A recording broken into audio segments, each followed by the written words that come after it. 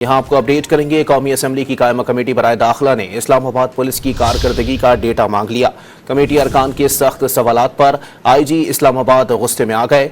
उलझने पर chairman committee बोले, यूनिफॉर्म ना पहनना होता तो इजलास से उठाकर बाहर भेज देता, लेकिन वर्दी पर लगे झंडे की इज्जत की परवाह है। मजीद जानते हैं डॉन न्यूज़ के नुमाइंदे शकील करार से। शकील, मजीद बताइएगा क्या मामला है?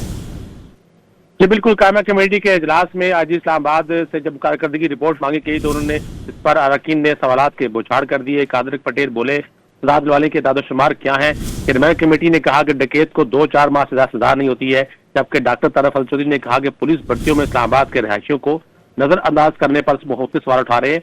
जबकि सरताज गुजर ने कहा किसी इंतहाई खूबसूरत प्रेजेंटेशन बनाकर दी है, लेकिन 2021 में दुनिया भर की रैंकिंग में लंदन के बाद इस्लामाबाद का नाम था, अब लिस्ट तक नहीं है। आज इस्लामाबाद बोले कि इस्लामाबाद पुलिस पर जलगार और हमलों को रोकने के लिए लगी रही।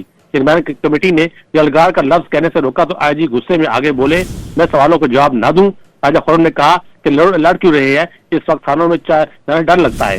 IG बोले, क्या मैं अपने इस बयान को ऑब्जर्वेशन समझा जाए? चेयरमैन कमेटी ने कहा कि बिल्कुल।